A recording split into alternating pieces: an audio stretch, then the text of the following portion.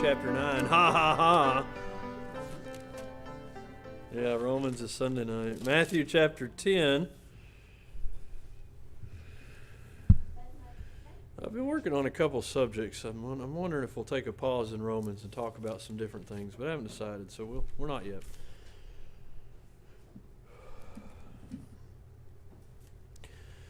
Matthew chapter 10, verse number 5. We talked about the different apostles. We talked about some of their backgrounds. We talked about the diversity of their backgrounds. Some tax collector, trader, fisherman, some religious, Andrew, some not, Matthew, maybe some others, and just a variety of folks that were in there. And then, as he's calling them by name here, he opens up with that name or the names of them, and then he tells what he's going to do with them. The Bible says in verse 5, Matthew 10, verse 5, "These 12 Jesus sent forth and commanded them, saying, Go not in the way of the Gentiles, or any city of Samaritans enter ye not, but go rather to the lost sheep of the house of Israel." Now Jesus sent these 12 forth around that region of Galilee. He was teaching, and they were to teach, preach, and help needy people with miraculous power. It was a conscious expanding of Jesus' ministry. It was Jesus saying, I can do this, but I'm going to also send you out to do this. I do not want to presume upon the Lord or to elevate my position in any way, but that's similar to the idea of, as a pastor, I've got a vision for the church, and that vision should be biblical. It should be, and I think it is, right? We want to evangelize the lost. We want to heal the sick and the needy, the broken-hearted, and all that through salvation and counseling. We want to worship God, honor God. And then we as pastors cast that vision out to the congregation. And the goal, honestly, isn't 10 of the apostles going out. It's 12 of the 12. And the goal in a church isn't 80%. And if you go to Bible college, Brother Chris, you remember the statistic. It's not a Bible college statistic. It's honestly a business statistic too. That 20% do 80%, right? It's the 80-20 rule. 80% of the work done by 20% of the people. And I'm definitely not getting onto our church. I'm just casting vision. I'm just saying this is how it should be. That it ought to be that 12 are called and 12 go. And it's funny, we do kind of, not right now, we've really, if everybody comes, we've increased to almost 20. We're getting there. 2 new families in 2 months, visitors every week since Easter. That doesn't mean Sunday there'll be visitors. Don't get mad if God doesn't send anybody, especially if we're not handing tracts out. But, for a little while it was about 12. 12 called, 12 go out, right? Or 15 called, 15 go out. 15 church members. That really translates when you have 100, right? 100 church members, 100 go out. Well, what about some that are too old? Nothing, pray. For sure, prayer's vital. The missionary is not just he's not just being congenial when he says, we don't need your money, we need your prayers. Well, we know they need the money. But without the prayers, what does the money mean? And by the way, they might need our money, but they need our prayers, because you ought to try a little bit of deputation. See how long it takes you to get out there. I think about Ethan Graham all the time. Poor Ethan. I love Ethan. I do. I've known Ethan for a long time. He was in my Today's Timothy's when I used to do the youth rallies, and I was Today's Timothy's guys. And I love him. He's a single man, though, and it's hard. It is hard to deputate, I don't know, as a single man. I've seen it a number of times where these single men, they get like 5, 10, 15%. And then they get married. And the next 10 churches all take them on, and they get 100% and they go. And so he's, pray for Ethan. But I'm thinking it's not just that. So you can't go, okay, you can't walk, you can't knock. Fine. Some Sundays we don't, some Saturdays we don't knock. We just go and hand them out. Also, we can hand them out other ways, right? We can do the, I've got to get my thoughts together. But we could also, you could go to a parking lot. We could go to a gas station. We could do it on our street. We could get out there when they have the block party, and instead of getting toasty, we can tell about Jesus, and we can do all those things. But wouldn't it be great if 12 called and 12 went? Wouldn't it be great if even Judas went, and he did? And I don't know, how effective was his ministry? It wasn't about Judas, it was about the other 11. They all went. I know some pastors will preach that a bad spirit can destroy a church, and I agree. I agree. Sometimes I've wondered about different eras of our church. Was it this person's spirit that was causing us to not be able to move forward? But I also know, and you can think of whoever, but it's been 12 years and probably 12 people. But whoever it might be at different times, different eras. But I would also say this, I'm not as concerned about the Judas spirit if the 11 are going. I'm not as concerned. We give else. That's not important. I'm not as concerned about the 1 if the 11 go. I'm not. The general problem is it's the 1 and 2 are going and the other 8 are sitting. That may be the wrong number. 3 are going and the other 8 are sitting. Does that make 12? And yeah, it does. 3, 8, 1, 12. We might have 3 plus 8 is 11 plus 1 is 12. There we go. I could still mathin' the mathin'. That's the problem, though. Okay, if there's 1 Judas spirit and 11 are going, the Judas spirit makes no difference. But if you walk into most churches, 1 Judas spirit, 3 going, 8 sitting and doing nothing. The Judas spirit means a lot then, because he's a pretty high influencer when it's 1, 3, and none. And so we're just trying to understand that Jesus called 12 and they went. And I'm not trying to elevate my position. Let me remove myself. God calls the church to go and calls the church to be witnesses and calls the church to be evangelizing. I have noticed the tracks have been moving, and so maybe we're moving that direction. That's good. If you want to come, like I said, I'll give you a map any day you want to go.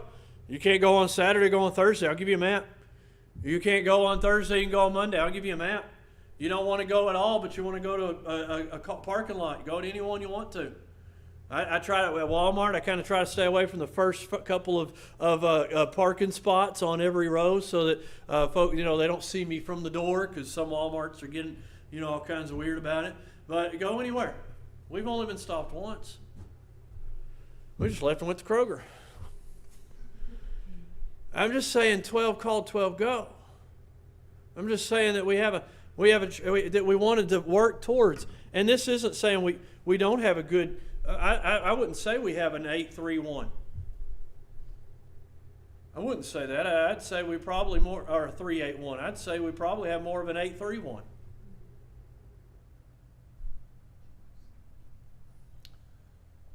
I won't retract, I will not retract that statement.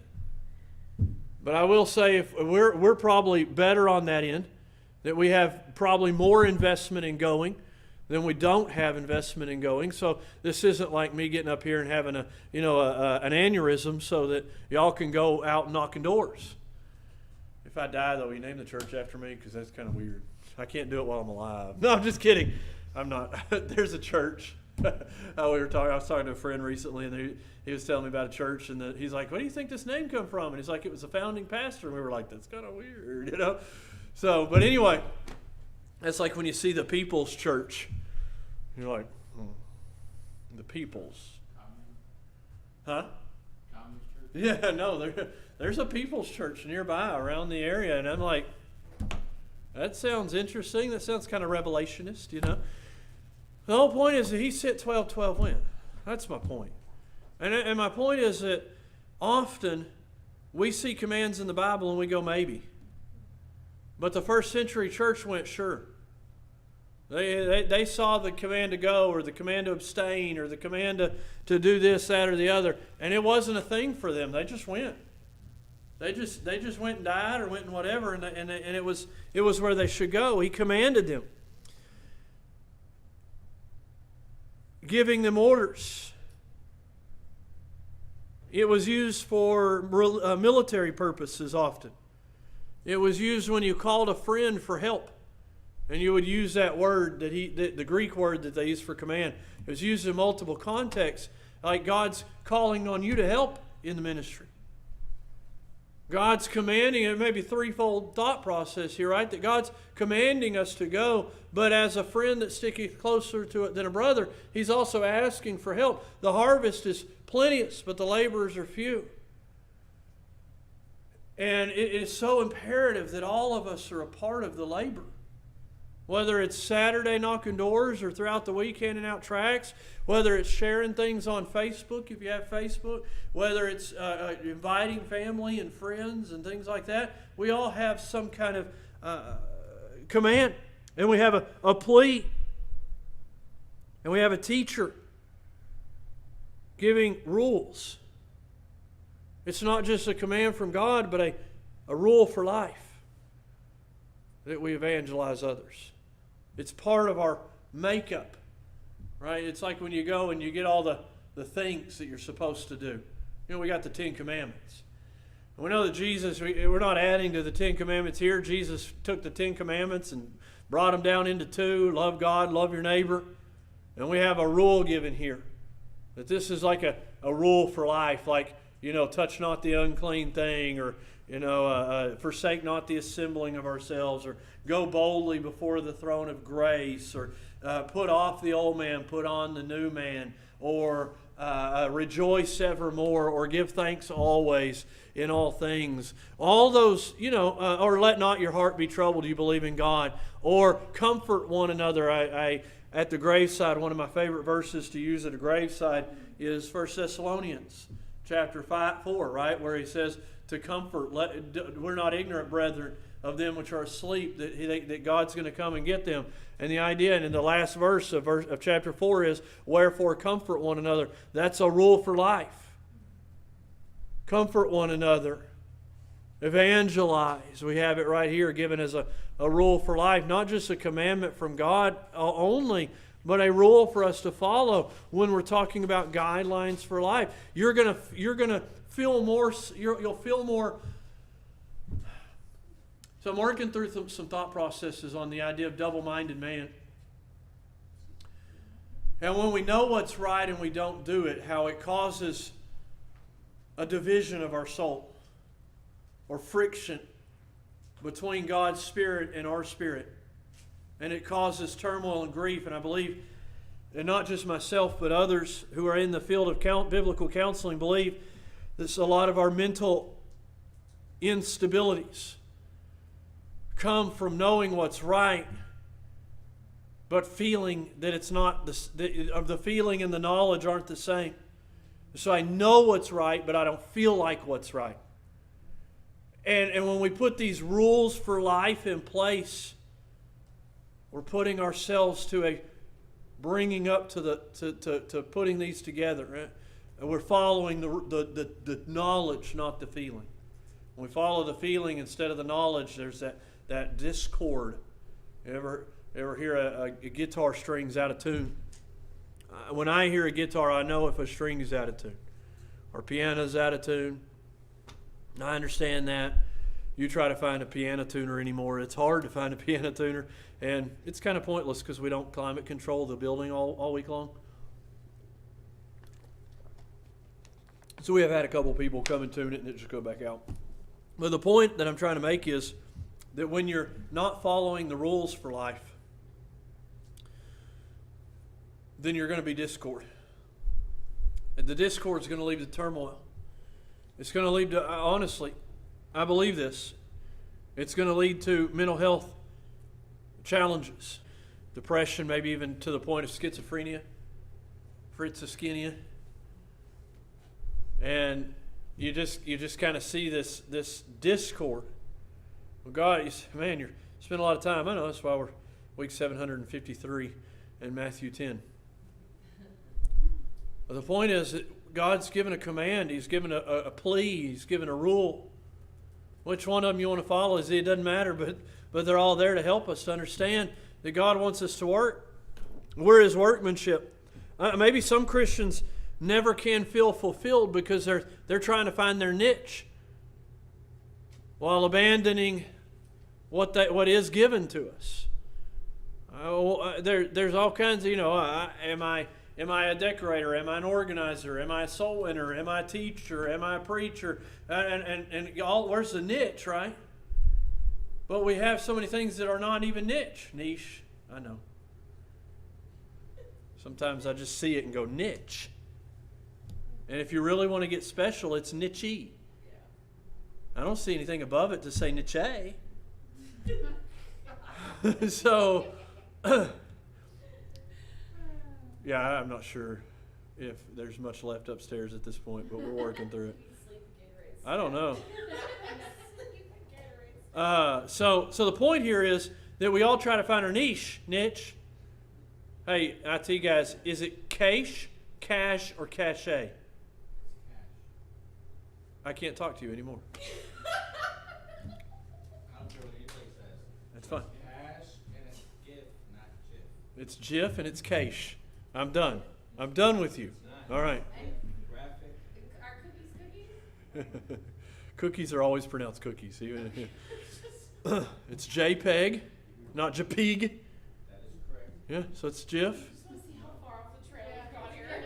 Are cookies still cookies? It's over. Yeah, I think we've already gone off the No. He commanded them. And then I want to give you this because I know this question comes up. They were commanded not to go in the way of the Gentiles. We will be done after this because I'm done. But don't go in the way of Gentiles, and that's the pattern of the gospel. To the Jew first, then to the Gentiles.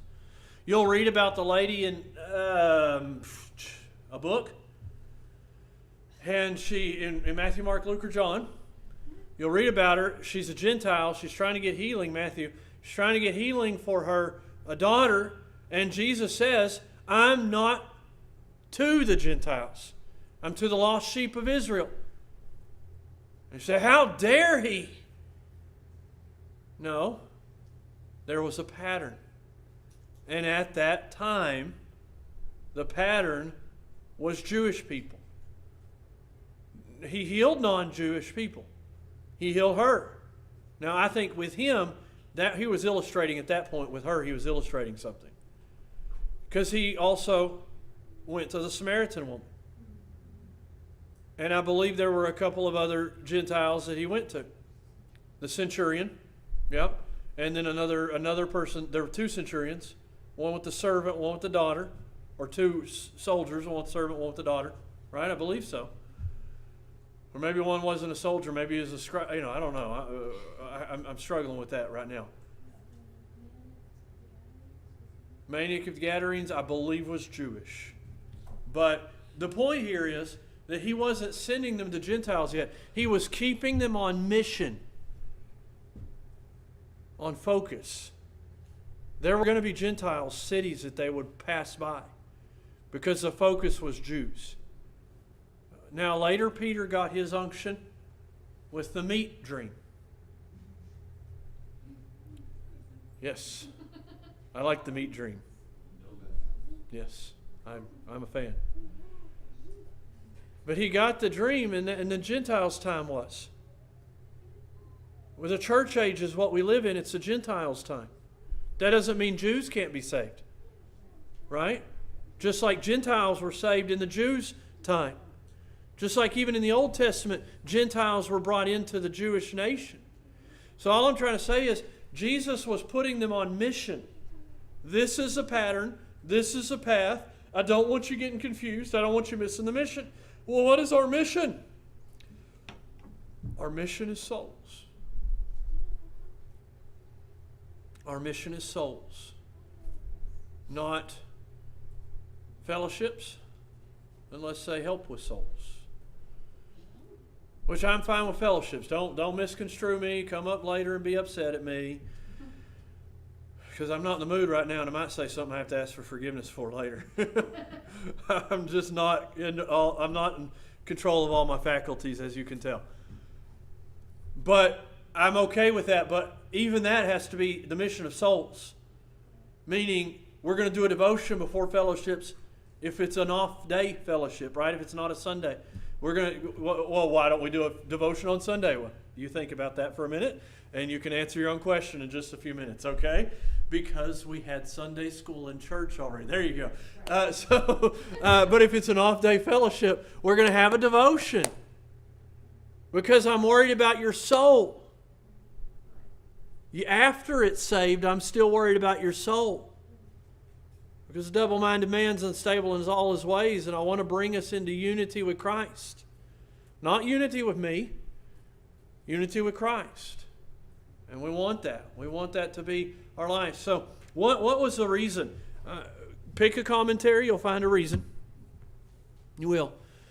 And I'll never write a commentary more than likely. I want to focus more on biblical counseling, so if I write material to be that.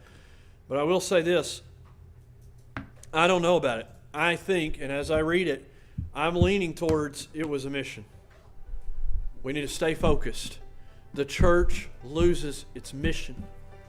When I have to train for different things at work, and because I'm training leaders, I have to do some leadership training and stuff. And one of the things that destroys a company is loss of mission. And one of the things that destroys a church is loss of mission.